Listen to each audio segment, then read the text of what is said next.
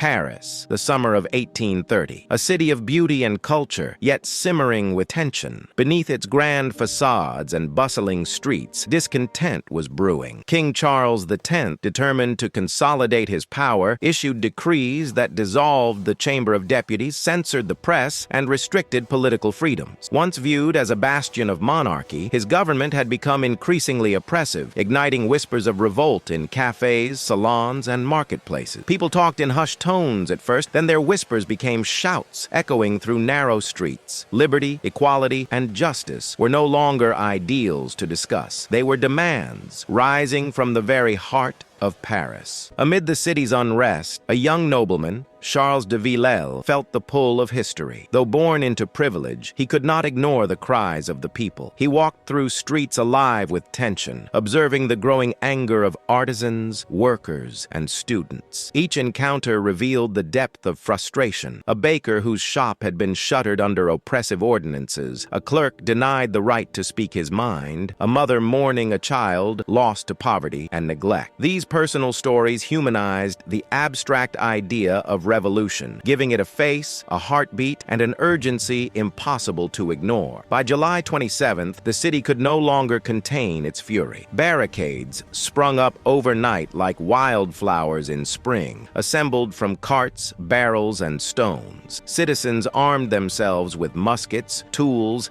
and sheer determination. Rooftops became vantage points, alleyways transformed into battle zones. Charles de Villèle joined these ordinary revolutionaries, standing side by side with the people he had long admired from afar. The streets ran red with sweat, blood, and sacrifice, each clash forging bonds of courage among the rebels. The cries of defiance, punctuated by gunfire, echoed across Paris, signaling to the monarchy that change was inevitable. As the revolution surged, moments of human bravery emerged. A young woman helped ferry ammunition to the barricades while shielding children from stray bullets. A group of workers coordinated a counterattack, using debris to funnel troops into narrow alleys where they could be contained. The city itself seemed alive, reacting to the struggle as smoke curled from chimneys, bells rang in alarm, and the wind carried the chants of liberty through every street and courtyard. The barricades, constructed under the citizens' hands, grew taller and stronger each hour, miniature monuments to the resolve of the people. Then came the defining moment, the raising of the tricolor flag atop a central barricade. Its colors, blue, white, and red, fluttered boldly against the smoke-stained sky. The flag became more than fabric. It was a symbol of unity, a rallying point for the people, and a declaration that their fight was not in vain. The revolutionaries, inspired by this emblem, pushed forward with renewed vigor, knowing that history would remember their courage. By August 2nd, the pressure of revolt forced King Charles VI to abdicate. He fled to England, leaving the monarchy in disarray and millions of citizens questioning the meaning of governance, justice, and freedom. Louis-Philippe of Orléans assumed the throne, backed by the middle class, signaling a shift in political power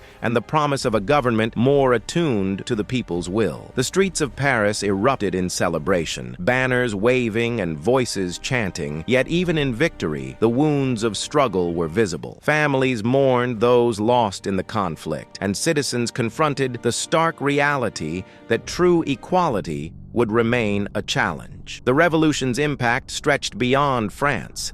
Inspired by the courage of Parisians, uprisings ignited across Europe, in Belgium, Poland, and Italy. The July Revolution became a beacon, a reminder that ordinary people could defy oppressive power and shape the course of history. For Charles de Villèle, the experience was transformative. He realized that the fight was not just for streets or political offices, but for the soul of a nation, a struggle that demanded resilience, vision, and empathy. Years later, the July Revolution of 1830 would be remembered not merely as a violent insurrection, but as a testament to the enduring power of human will. Paris, scarred yet vibrant, stood as a city of both triumph and caution, a place where the dreams of freedom intertwined with the realities of sacrifice. For generations to come, the streets and rooftops of that summer would tell the story of courage, unity, and the unending quest for liberty, a reminder that the pursuit of justice is never complete, but always worth fighting for.